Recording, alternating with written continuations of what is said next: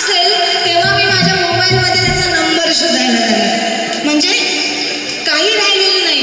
त्यावेळी रस्ते साधे होते, माणसं साधी होती. आता रस्ते डांबरीकरण झाले, पण माणसं पण डांबराटलेली झाली. माया, ममता, प्रेम हे सगळं हरवून गेलेलं आहे. जो तो आपल्या स्वार्थासाठी जगतोय.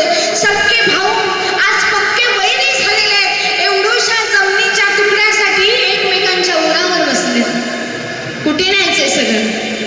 धन दौलत, बंगला, गाडी, ऐश्वर्य, जे मी माझं माझं आम्ही माझं माझं म्हणतो ते इथेच राहणार आहे.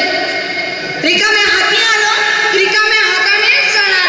पण माणसाने जे काही कर्म करणार आहे माणूस, ते त्याचं मागे होणार आहे. म्हणून असं म्हटलेलं आहे की मरावे परी कीर्ती रूपे उरावे. माणसानं असं काहीतरी कर्तृत्व गाजवावं की त्याचं नाव त्याच्या मागे राहील. कारण या देहाचा भरोसा नाही. अहो, माणसाचं जीवन क्षणभंगूर झालेलं आहे. कधी काय होईल सांगता येत नाही. त्याच्यामुळे जे आहे आयुष्य ते आनंदाने जगूया. म्हणून म्हटलेलं आहे की नाती गोती सगळं संपत चाललेलं आहे. सगळीकडे हाहाकार माजलेला आहे. म्हणून काय म्हणते का,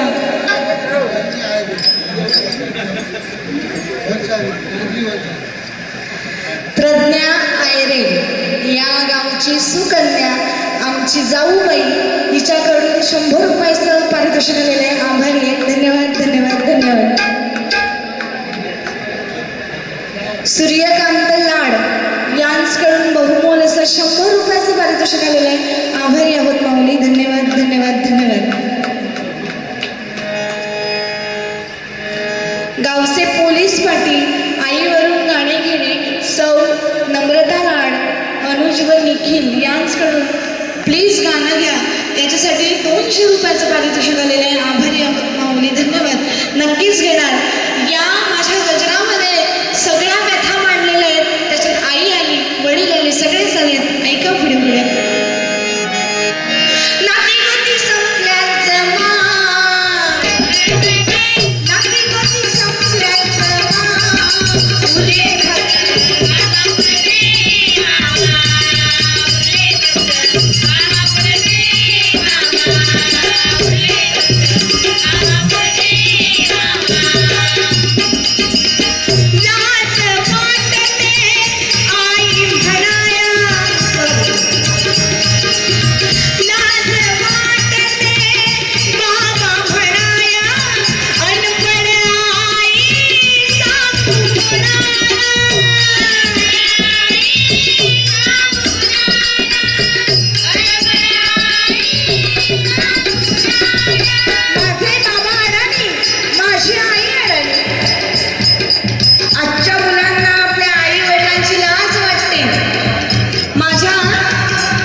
सुशिक्षित स्टँडर्ड लेवलच्या मित्रमैत्रिणीच्या समोर माझ्या आई वडिलांची, अडाणी आई वडिलांची ओळख कशी करून देऊ अशी लाज वाटते आजच्या मुलांना.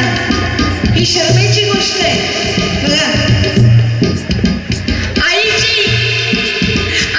मम्मी झाली, मम्मीची मॉम झाली, बाबांचे वडील झाले, वडिलांचे डॅड झाले, आता डॅडही गेले.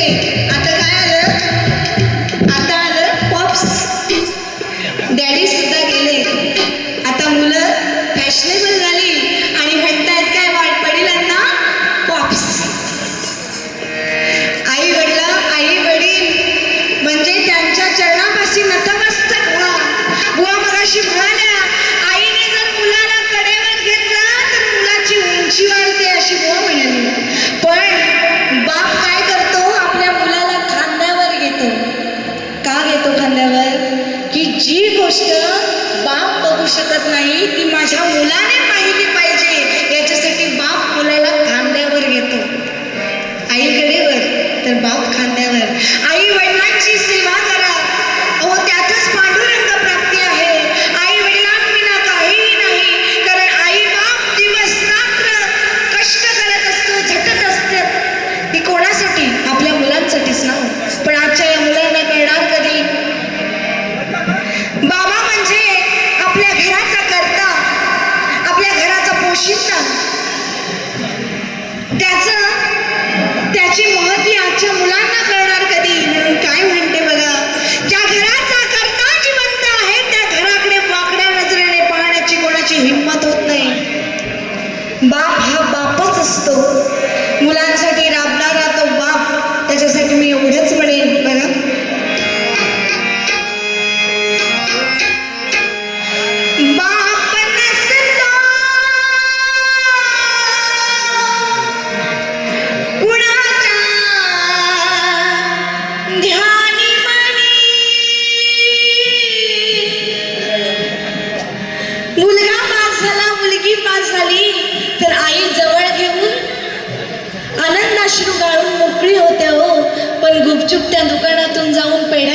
विसरणारा बाप मात्र कोणाला आठवत नाही.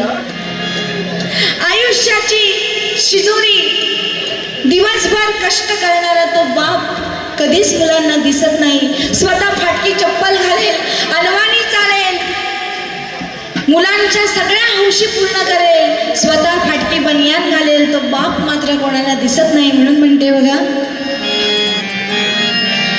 बाप नसतो कुणाच्या ध्यानी मनी,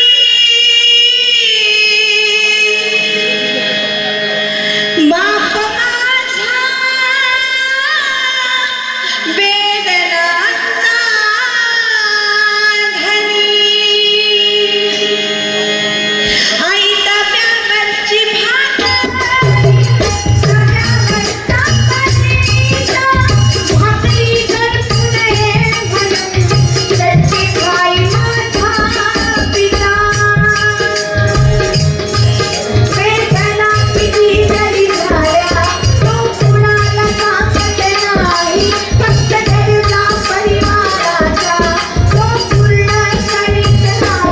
दुःखाला पाहून हसतो वरवरती बाप माझा वेदनांचा धनी. आणि आई ही आई असते, तिची महती, तिने केलेलं जे कर्तव्य आहे त्याच्या प्रती मुलं कधी झुकत नाही. बघा, आईचं मोल कधी कोणाला